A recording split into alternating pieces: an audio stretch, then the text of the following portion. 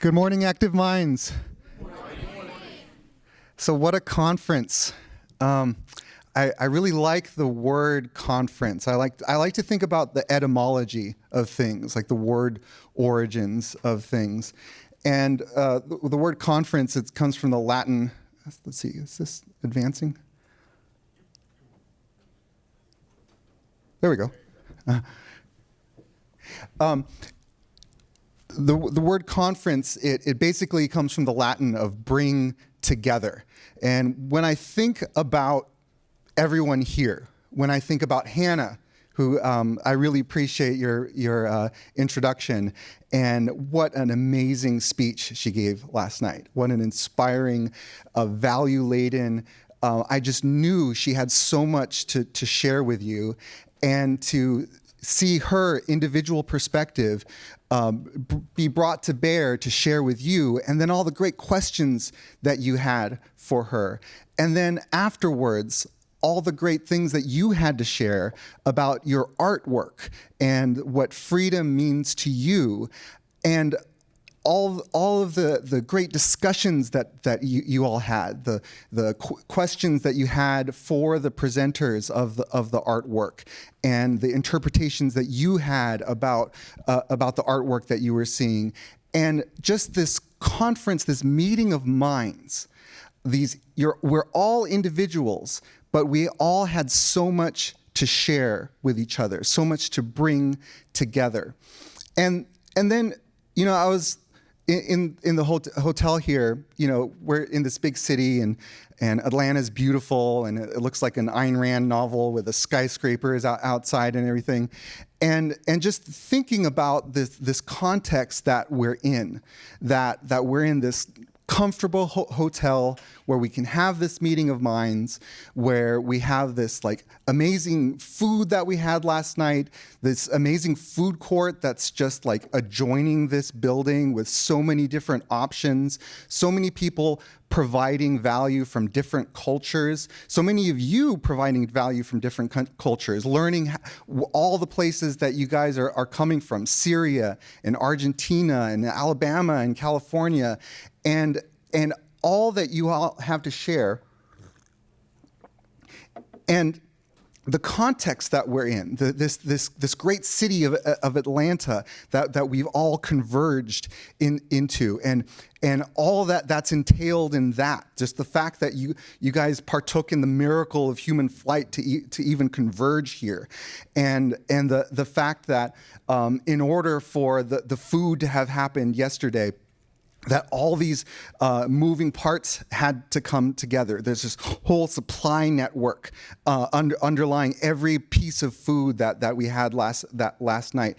That there's this all this planning that the fee people have been doing for this. There's all this planning that you guys did to come here, and all the support that the Prometheus Foundation is making available for us. Just, it's again, all individuals, but the sum of the total is so much more than just the sum of the parts. And so it just makes me think of how that happens more than we realize in our world today, that we really are living in an age of wonders. Just recently, I don't know if you saw the announcement about Apple's new AI release, and so now every iPhone is basically going to have ChatGPT native in it, and so we're going to have these supercomputers, even to the 10th power of what we had before. We had supercomputers in our pockets before, and things like the what Hannah was talking about yesterday, of just all the alternative education opportunities that have been arising as a movement in recent years, and all these wonderful developments that there's a lot of wonderful things happening. It is an age of wonders. It's also an age of not so good things happening. We all think about some of the not so good things that happen. Some are really bad. Like for some people, it's an age of horrors.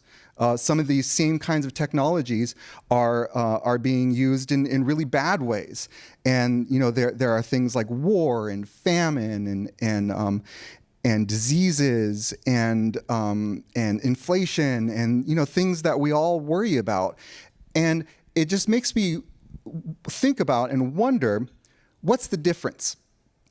Like how is it that our reality is so twofold in that way? How is it that at the same time we have in our life experience that we have flourishing in our human nature, but at the same time frustration of human potential? How we have abundant creativity, like the creativity that we're all experiencing together in this conference, but other places right now in this very moment, the opposite of creativity, of destruction. And then cooperation, like we're having now, versus conflict. What's the difference? And that's the subject of my talk today, because this is, oops. There we go. Here we go. This is my thesis for my talk today. Is this thesis that has been developed over the centuries by many thinkers, and it's my wording, but it's basically the same thesis that these thinkers have developed, and that is this. It's about flourishing and rights, and that is that humans flourish individually, cooperatively, and creatively to the extent that we understand and uphold individual rights. And then the flip side of that is that, oops.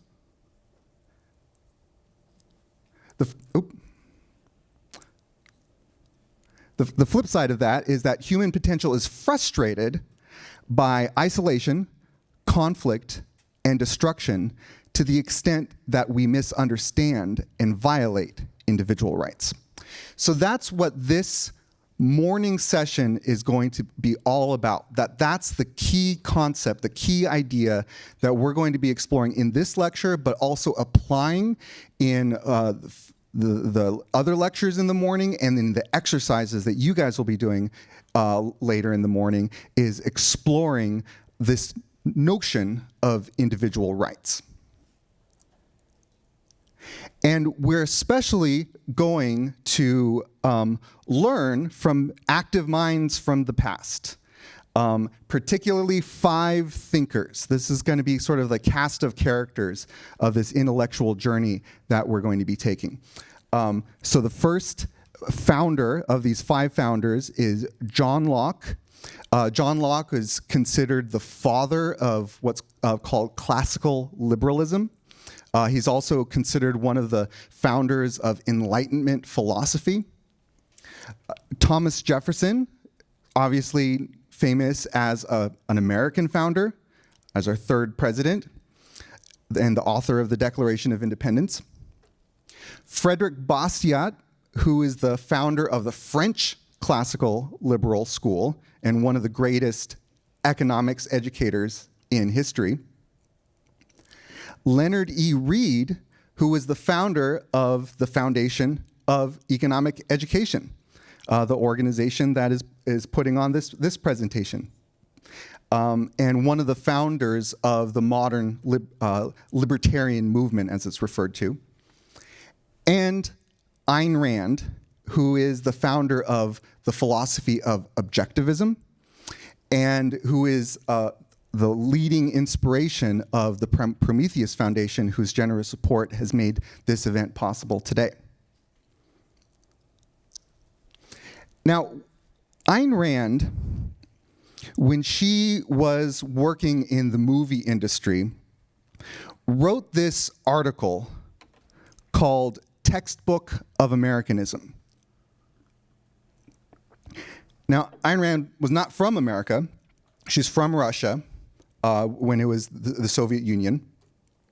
And while she was living in Russia, she fell in love with America, with American culture, American accomplishments, American ideals. But then when she started working in America, and particularly working in the movie industry, she felt that what she loved about America was starting to become lost.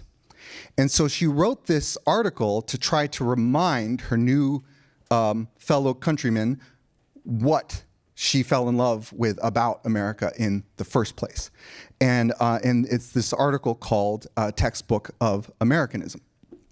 And in that, she wrote that America is built on the principle that man possesses inalienable rights.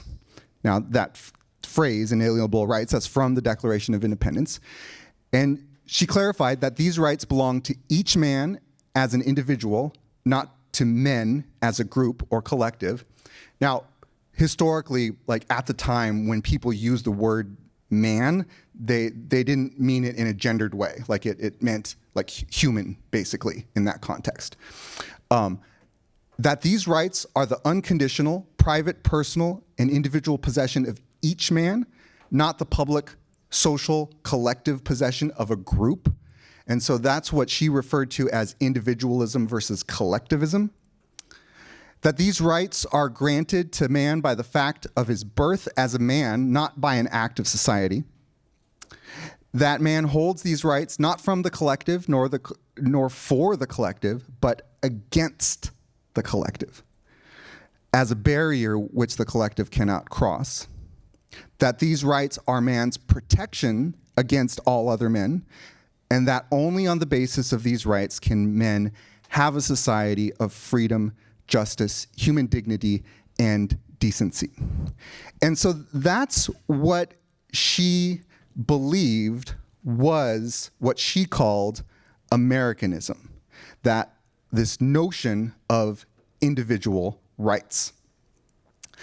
And a lot of people realized that she was right, that America, according to an outside observer, an Englishman named G.K. Chesterton, he wrote that America is the only nation in the world that is founded on a creed. So creed is like a belief system, a set of ideas. That creed is set forth with dogmatic and even theological lucidity in the Declaration of Independence, perhaps the only piece of practical politics that is also theoretical politics and also great literature. And that's what Ayn Rand was referring to when she talked about Americanism, is that America was built on this notion of individual rights from the beginning, from its DNA, from its founding document, the Declaration of Independence. It wasn't just a declaration that said America is now separate from England. It was a declaration of why America was separating from the British Empire. And it was a declaration of the rights of individuals and justifying the separation based on that philosophy, based on that set of ideas about individual rights. And Leonard Read, the founder of FEE, again, he thought exactly the same way. So he also liked the word Americanism. How much time is that? Okay, great.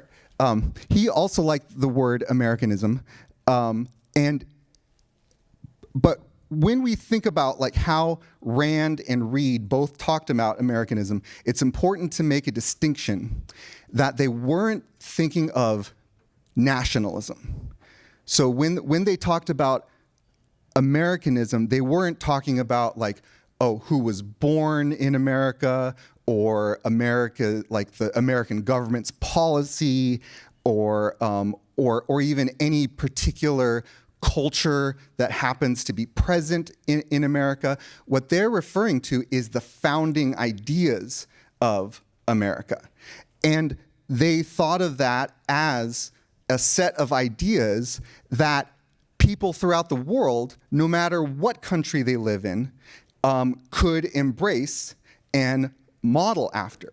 And that's actually what happened in history, is that America, the American ideals that we think of as Americanism, that they became the wonder of the world, and they became the model of the world. And so much of the world reformed itself after the pattern of these American ideals. Like, again, it wasn't about like speaking English or like apple pie or anything like that. It was about individual rights, ultimately. And so Leonard Read had this speech that he would give at every fee seminar, and he also published it as a pamphlet. And this was the opening speech that he would open every seminar with, and it was called The Essence of Americanism. And in that speech, he wrote about what people talk about in terms of the American Revolution. I don't know if you've seen Hamilton, but the subtitle of Hamilton is The Revolution. But there's a misconception often about what that word means, what the revolution actually was. And Reed clarified, he said, "I do not think of the real American Revolution as the armed conflict we had with King George III. That was a reasonably minor fracas, as such fracases go.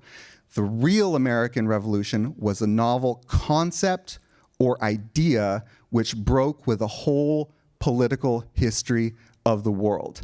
And basically what he said is that it's the idea of individual rights as it was articulated in the Declaration of Independence.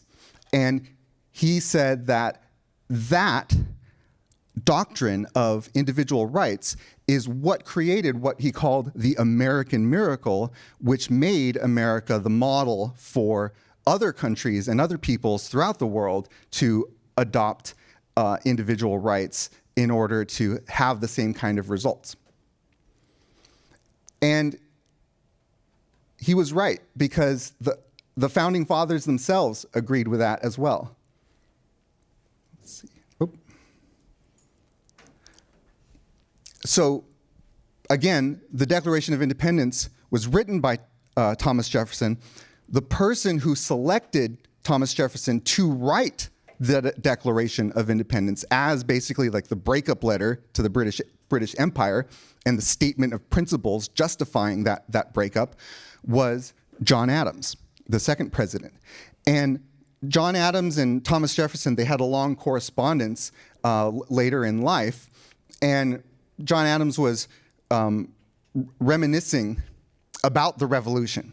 And he made this really interesting clarification. He said, "What do we mean by the revolution? The war? That was no part of the revolution. It was only an effect and consequence of it. The revolution was in the minds of the people, and this was effected from 1760 to 1775 in the course of 15 years before a drop of blood was drawn at Lexington." So it was a revolution in the people's ideas that was captured by Thomas Jefferson in the Declaration of Independence, and that was acted upon in asserting independence from the British Empire, and even, putting on the line people's fortunes and sacred honors in order to make that happen. The actual revolution was what happened in people's minds. And the way Murray Rothbard put it is that the American Revolution was that the revolutionary generation was steeped in the creed of what he called libertarianism. And they didn't call themselves libertarianism at the same time. It's been called classical liberalism. We at FEE call it the freedom philosophy. And it's been called like Whigs and Patriots, but it's all basically the same principle of individual rights that it's rooted in. And what's important about that is that we've been moving away from those founding principles. And so that's why in this lesson, we are exploring what those founding principles were. And it was derived by that founder of the Enlightenment and of classical liberalism, John Locke. And John Locke was very precise in the way he formulated individual rights. And when the founding generation embraced the ideas of individual rights, they really were influenced by Locke. There were a whole generation of Lockeans, including Thomas Jefferson. And Thomas Jefferson was basically channeling Locke when he wrote the Declaration of Independence. And that was that Lockean philosophy of individual rights is what animated the American experiment. It's what the values of the founding generation were, and it undergirded the system of government that they created. And I think it's really important to get precise what the founders and what Locke and what classically we've meant by rights, because when people talk about rights now, they mean lots of different things, and a lot of what people mean is directly contrary to what was originally meant. So I think it's really useful to look back into what the founders were thinking and what the original philosophers of individual rights were thinking. And that's what I've done in an article that's included in the workbook that you all have. It's called What Are Rights? This is What the American Founders Believed. And basically the point that I make in here is that Locke used the word property. Now, when we think of property, we think of like this coffee cup and this table. We think of external objects. But at the time, it had a broader meaning than that. Property, you can think of the word proper. That means what is proper to you and what is proper to me and what is proper to her. And that can include this coffee cup, but it can also include our bodies. So like my body is proper to me. So if I want to stand here and talk and someone else wants me to give them a haircut, like the body is proper to me, so I'm the one who makes the call. And if she wants to drink that coffee cup and I want to drink that coffee cup, we can't both get the same thing at the same time. And so we decide like, okay, who's that proper to? And so that's what John Locke meant by rights. That when in the Declaration of Independence, when they talked about life, liberty, and the pursuit of happiness, that was based on what Locke talked about when he talked about the rights to life, health, liberty, and estate. And estate meant like external possessions. That's what he meant by rights, is what scarce, limited resources, including the resources of our own bodies and of external possessions, who does that get allocated to? That's the fundamental question. And he made it very clear about what it makes sense for how to allocate that. Okay, and then, let's see. Am I pointing in the wrong direction or something? Okay. Or maybe there's a delay.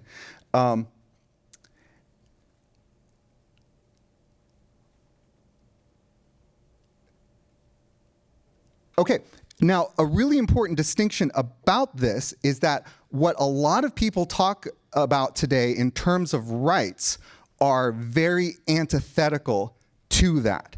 And Ayn Rand, in another essay that's in the workbook called Man's Rights, she makes very clear about the contradiction that is in a lot of discussions about rights. She says, If some men are entitled by right to the products of the work of others, it means that those others are deprived of rights and condemned to slave labor.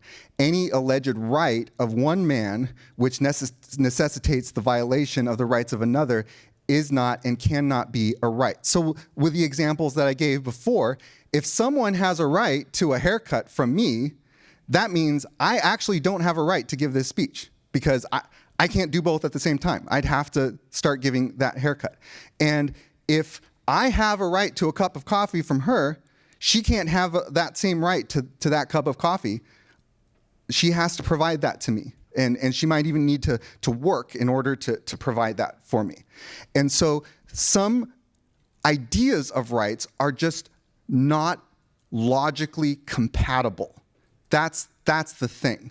And so that's what we want to think about today in today's lessons, is about when people talk about different kinds of rights, are they actually compatible? And are there some rights that actually function, where they are mutually consistent and they can create harmony and cooperation? Because that is, again, the theory of these thinkers, is that to the extent that we embrace this idea of individual rights, that we have harmony, creativity, and cooperation. And so in Man's Rights, Ayn Rand talks about some of those specific kinds of rights that she thinks are incompatible with the original idea of rights, and why she thinks they should be rejected. And ultimately, it boils down to the idea of rights versus government entitlements. And the important, so in this essay that I mentioned before, I say, by rights, the American founders did not mean government-granted entitlements. Indeed, they would have rejected such entitlements as incompatible with true rights. Governments can only enforce someone's phony right to welfare, healthcare, education, or internet access by depriving someone else of their genuine rights, either by seizing their earnings or commandeering their labor. Now, and some people, when they hear something like that, they think that's heartless, because they think like, okay, well then I guess you don't want people to have healthcare. But the thing is that, like I point out in the next paragraph, that such rights violations only serve to hamper much more effective and rights-respecting private efforts to abundantly provide goods and services like material security, healthcare, education, and internet access. It was respect for genuine rights, not the provision of government-granted entitlements, that made the American experiment the wonder of the world, and only a re-embrace of rights will make America exemplary again. Thank you, everyone.